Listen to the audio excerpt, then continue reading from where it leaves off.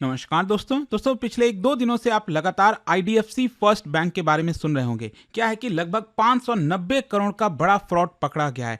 Although आज के ज़माने में आप देखोगे तो ज़्यादातर जो फ्रॉड है वो साइबर अटैक, डिजिटल स्कैमिंग इस तरह की चीज़ों की वजह से होता है। लेकिन ये जो फ्रॉड है, लेट मी टेल यू, जो टिपिकल पहले जो इस तरह से फ्रॉड होता था कि बैंक के अंदर जो एम्प्लॉयज़ हैं वो मिले हुए थे, किस तरह से जो पेपर है उसको फॉर्ज करके गलत तरीके से प्रेजेंट करके अमाउंट डेबिट कर लिया गया, वैसा कुछ आपको देखने को मिलेगा। आप देख सकते हो ये खबर, 1 quarters profit gone, how IDFC first bank fail victim to banking's oldest fraud in the age of cyber attack. इसको थोड़ा सा हम डिटेल में समझेंगे कि एग्जैक्टली ये हुआ क्या है, यहाँ पर हरियाणा गवर्नमेंट का क्या इन्वॉल्वमेंट है इसमें, आईडीएफसी के कहाँ पर, कौन से ब्रांच पर किस तरह से चीजें हुई, वो सब कुछ मैं आपको बताऊंगा। चलिए आगे बढ़ते हैं, लेकिन उससे पहले आप सबको बता दूं, आप में से जो भी लोग यूपीएससी 2027-28 किसी भी साल की प्रिपरेशन कर रहे हैं, हमारा जो बैच है उसको ज्वाइन कर सकते हैं, जिसके तहत 50% एक्स्ट्रा डिस्काउंट अभी आपको मिल रहा है। और आपको यूज करना है ये कोड अंकित लाइव मैक्सिमम डिस्काउंट के लिए। और इस बैचेस के अंदर प्रीलिम्स, मेंस, इंटरव्यू सब कुछ की कंप्लीट प्रिपरेशन कराई जाती है। कोई भी डाउट है, प्रॉब्लम है, इस पर कॉल कर लीजिए, मेरी टीम आपको अच्छे से गाइड कर देगी। चलिए शुरुआत करते हैं। सबसे पहले देखते हैं कि एग्जैक्टली हुआ क्या है। देखिए, संडे को जो है आईडीएफसी फर्स्ट बैंक के द्वारा बताया गया कि 590 करोड़ रुपए का फ्रॉड ये पकड़ा गया है चंडीगढ़ की एक ब्रांच में। और ये जो डिस्कवरी हुई है, बेसिकली मैं आपको बताऊं सिंपल शब्दों में, तो हरियाणा गवर्नमेंट का अकाउंट था। मतलब हरियाणा गवर्नमेंट का जो भी लेन देन होता था, एक अकाउंट से पैसा दूसरे अकाउंट में, जितनी भी चीज़ें होती थी ना, तो जाहिर सी बात है हर एक राज्य के अंदर जो सरकार है वो अपना अकाउंट किसी ना किसी बैंक के साथ चलाती है। तो हरियाणा गवर्नमेंट जो है वो आईडीएफसी बैंक के साथ टाई अप कर रखी थी कि हमारा जो भी पैसा वगैरह मैनेज है वो किया जाएगा। तो हुआ कि अचानक से हरियाणा गवर्नमेंट ने ये कहा कि हमारा एक पर्टिकुलर जो अकाउंट है वहां से पैसा किसी और जगह ट्रांसफर करना है, मतलब उस अकाउंट को बंद कर दीजिए और सारा जो बैलेंस है उसको उधर ट्रांसफर कर दीजिए। अब जितना बैलेंस हरियाणा गवर्नमेंट ने बताया आईडीएफसी को कि हमारा पड़ा हुआ है, और जब यहां पर देखा गया बैंक के कर्मचारियों के द्वारा, पता चला कि उतना तो पैसा ही नहीं है। मतलब एक्चुअल में जो टोटल मिसमैच निकल कर आया वो लगभग 590 करोड़ के आसपास आया इस पूरे प्रोसेस में। और तब जाकर पता चला कि कुछ ना कुछ एक बड़ा फ्रॉड हुआ है। मतलब ये कोई छोटी मोटी एंट्री वाला या ऐसा कुछ नहीं था, लेकिन हाँ, कहीं ना कहीं ये बड़ा फ्रॉड हुआ है। अच्छा, ये फ्रॉड कैसे कैरी आउट किया गया है?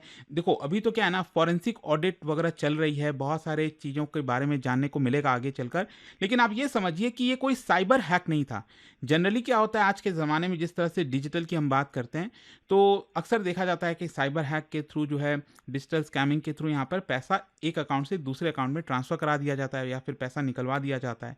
लेकिन यहाँ पर जो टिपिकल पहले कई बार इस तरह की चीज़ें हुआ करती थी बैंकों के अंदर, कि जो पेपर इंस्ट्रूमेंट है उसको जाली बना दिया गया। मान लो कोई चेक है और चेक जो है नकली चेक बनाकर प्रेजेंट कर दिया गया, कहा गया कि जो पैसा है हरियाणा गवर्नमेंट का वो किसी वहाँ से दूसरे अकाउंट में ट्रांसफ़र कर दो। या फिर कोई भी जो डेबिट इंस्ट्रूमेंट होता है ना, जिससे हम ऑर्डर देते हैं बैंक को कि हमारा पैसा इधर से उधर कर दो, कुछ इस तरह की जाली चीज़ें की गई हैं, ऐसा बताया जा रहा है। और एविडेंस के तहत यहाँ पर बोला जा रहा है कि उस चंडीगढ़ की एक ब्रांच में वहाँ पर कुछ जो बैंक स्टाफ हैं वो इसमें मिले होंगे एक्सटर्नल पार्टीज के साथ। मतलब बैंक के बाहर कुछ लोग होंगे, राइट, जो वो चाह रहे होंगे कि इस तरह का फ्रॉड करें, और उनकी साठगांठ होगी चंडीगढ़ की इस ब्रांच के अंदर, और दोनों ने मिलकर जो है इस तरह की चीजें की हैं। मतलब आप ये समझिए, इस पूरे फ्रॉड में वो लोग इन्वॉल्व थे जो जिनके पास पावर थी बैंक के अंदर, जिसके पास अथॉरिटी थी, जो चीज़ों को मैनिपुलेट कर सकते थे। मतलब ये डिजिटल सिस्टम का ब्रीच नहीं है। और देखो क्या होता है ना, कि इस तरह की जैसे ही चीज़ें होती हैं तो अल्टीमेटली फिर से सवाल उठता है कि क्या यहाँ पर हमारी सरकारों को प्राइवेट बैंक के साथ जाना चाहिए। तो अगेन आप देखोगे तो यहाँ पर यही पता चलता है कि अब जो टिल्ट है वो थोड़ा सा पीएसयू बैंक की तरफ वापस से जाएगा। हरियाणा गवर्नमेंट जो है वो प्राइवेट बैंक से थोड़ा बचना चाहेगी और पीएसयू बैंक की तरफ, क्योंकि वहाँ पर थोड़ा सा और स्ट्रिंजेंट चीज़ें जो हैं वो की जाती हैं। अच्छा, अब क्वेश्चन ये है कि इसमें कौन कौन इन्वॉल्व था। वैसे मैं आपको बता दूं, 4 ऑफिशियल्स चंडीगढ़ ब्रांच में उनको सस्पेंड कर दिया गया बैंक के द्वारा, और यहाँ पर पुलिस जो है वो पूरी तरह से इन्वेस्टिगेट कर रही है। बैंक ने यहाँ पर एक और ऑफिशियल कंप्लेंट दर्ज किया है पुलिस को अननोन पर्सन्स के खिलाफ, क्योंकि देखो अभी पता नहीं है कि और कितने लोग इन्वॉल्व हैं, कहाँ पर हैं। तो अननोन पर्सन्स के खिलाफ एफआईआर जो है वो दर्ज करा दिया गया है। और साथ ही साथ सबसे इंपॉर्टेंट, एक फॉरेंसिक ऑडिट की जाएगी केपीएमजी के द्वारा। केपीएमजी आप सब जानते हो कि बिग फोर में आता है, मेजर अकाउंटिंग और ऑडिट फर्म है, और ये जो है पूरा सब कुछ छानबीन करेगी बैंक के अंदर पूरा लेन देन हिसाब किताब क्या हुआ, मतलब एग्जैक्टली कहाँ पर किस तरह से चीज़ें हुई, वो केपी हम जी हमें आगे चलकर बताएगी। अब क्वेश्चन ये है कि जैसा मैंने आपको पहले ही बता दिया कि ये डिस्कवरी तभी हुई है, मतलब ये इंपॉर्टेंट है समझना। क्या है कि इससे ये पता चलता है कि बैंक का इंटरनल सिस्टम स्ट्रांग नहीं था, क्योंकि ये ऑटोमेटिकली बैंक को पता नहीं चला। ये तो आप समझिए हरियाणा गवर्नमेंट ने बताया कि हमारा अकाउंट बंद कर दो, ये एक पर्टिकुलर अकाउंट, और वो पैसा दूसरी जगह ट्रांसफर कर दो। अब मान लो हरियाणा गवर्नमेंट नहीं बोलती ये चीज, तब तो पता ही नहीं चलता किसी को।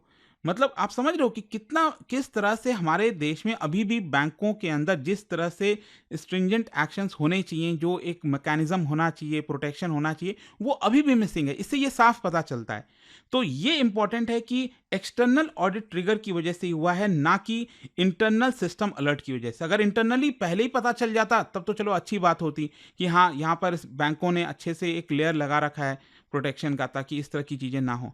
खैर, यहाँ पर अब क्वेश्चन ये है कि ये जैसे ही पता चला, बैंक ने अभी तक क्या क्या किया है। कई सारे एक्शंस लिए हैं। एक तो मैंने आपको पहले ही बता दिया, 4 जो एम्प्लॉयज़ हैं, स्टाफ हैं, उनको सस्पेंड कर दिया गया है। पुलिस को कंप्लेंट फाइल कर दी और लॉ एनफोर्समेंट एजेंसीज के साथ कोऑपरेट कर रही हैं। साथ ही साथ जो स्टैट्यूटरी ऑडिटर्स हैं, उनको नोटिफाई कर दिया गया, आरबीआई को बता दिया गया है आईडीएफसी के द्वारा कि ऐसे ऐसी चीज़ें हुई हैं। और सबसे इंपॉर्टेंट जो मैंने आपको बताया कि फॉरेंसिक ऑडिट के लिए केपीएमजी को जो है अपॉइंट किया गया है। और एक बहुत इंपॉर्टेंट चीज़ मैं आपको बताता हूँ, बैंक ने यहाँ पर बाकी सभी बैंकों को, ये जो आईडीएफसी फर्स्ट बैंक है, इसने बाकी के सभी बैंकों को ये कहा है कि देखो, हमारे बैंक से किसी दूसरे बैंक से में ये पैसा ट्रांसफर हुआ, फिर हो सकता है, मान लो अगर मैं कहता हूं कि मैं जस्ट एक एग्जांपल दे रहा हूं, ठीक है, आपको समझाने के लिए। मान लो आईडीएफसी में ये पैसा पड़ा हुआ था हरियाणा गवर्नमेंट में, तो यहाँ से पैसा डेबिट हुआ है ना, तो किसी ना किसी दूसरे बैंक के अकाउंट में हुआ होगा, राइट। मान लो एसबीआई में चला गया ये पैसा, फिर वहां से पैसा मान लो पीएनबी में चला गया, फिर वो पैसा आईसीआईसीआई में चला गया, मतलब कहीं ना कहीं तो इसका ट्रेल मिलेगा ना। तो यहाँ पर आईडीएफसी ने सभी बैंकों को अलर्ट दिया है, जारी किया है कि देखो, इसका ट्रेल जहां पर भी मिलता है, मतलब जहां पर भी ये पैसा पड़ा हुआ है, आप उसको तुरंत फ्रीज कर दीजिए। अगर आपके पास पैसा है किसी भी बैंक के अंदर, आप प्लीज उसको फ्रीज कर दीजिए, ताकि उस पैसे का फिर अगेन यूज कोई ना कर सके, ठीक है। तो वो देखना होगा, अभी तक चीजें बताई नहीं गई हैं कि वो मिल रहा है कि नहीं मिल रहा है। लेकिन इसके अलावा ऑपरेशनल कंट्रोल भी मैं आपको बता दूं, जैसे ये चीजें हुई, बैंक ने एक और हाई वैल्यू ट्रांजैक्शंस के लिए एक और एक्स्ट्रा वेरिफिकेशन लेयर जो है अब इंप्लीमेंट कर दिया है। और यहाँ पर यही बोला जा रहा है कि जो केपीएमजी को दिया गया है ये फॉरेंसिक ऑडिट के लिए काम, अगले 4 से 5 वीक में, मतलब लगभग 1 महीना आप कह लीजिए कि लग जाएगा इसके बारे में हमें पता लगने में कि एग्जैक्टली कहाँ पर क्या मिस्टेक हुआ। अच्छा, यहाँ पर जो रेगुलेटर्स हैं वो क्या करें, ये बहुत इंपॉर्टेंट है, क्योंकि आरबीआई से पूछा गया कि ये जो फ्रॉड पकड़ा गया, आपको क्या लगता है कि इससे क्या हमारे बैंकिंग सिस्टम में बड़ा खतरा है। देखो, आरबीआई की तरफ से अभी ये बोला गया है कि ये जो फ्रॉड है, ये एक आइसोलेटेड इंसिडेंट है, मतलब चंडीगढ़ की एक पर्टिकुलर ब्रांच में लोकलाइज्ड ये इंसिडेंट है, तो इसको हम सिस्टमिक रिस्क नहीं कह सकते।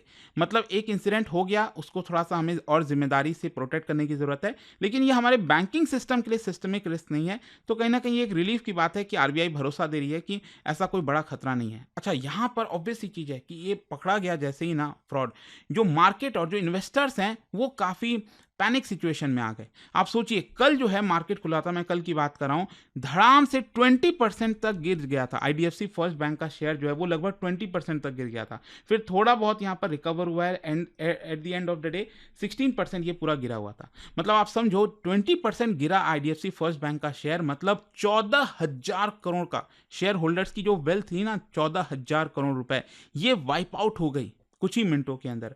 और यहां पर इसका असर बाकी के बैंकों पर भी देखने को मिला। और जो मार्केट रिएक्शन है वो दिखाता है कि इन्वेस्टर्स क्यों इतना डरे हुए थे। क्योंकि देखो, मैं आपको बताता हूं प्रॉफिट को लेकर।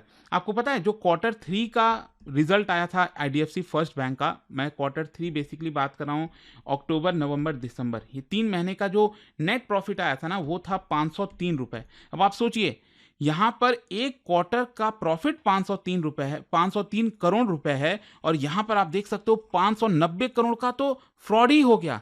मतलब आप सोचो कितना बड़ा लॉस हुआ है इस बैंक को, आईडीएफसी बैंक को।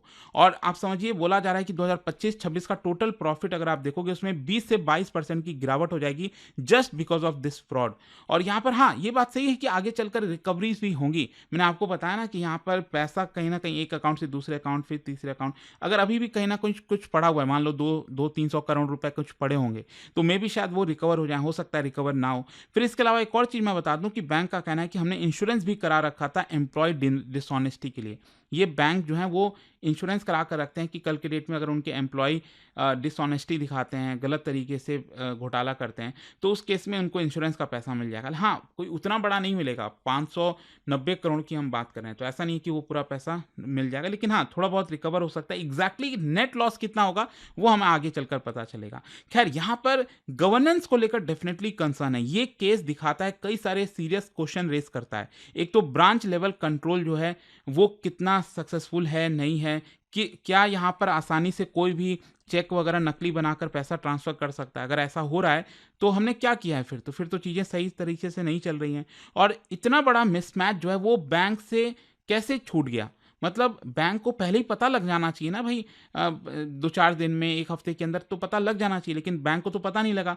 ये तो हरियाणा गवर्नमेंट ने कहा था, निर्देश दिया था, तब जाकर बैंक को पता चला अच्छा ऐसा कुछ हुआ है, राइट। और इस तरह की इरेगुलरिटीज़ क्या आईडीएफसी फर्स्ट बैंक में ही है या फिर किसी और दूसरे बैंक में, अलग ब्रांच में भी हो सकती है।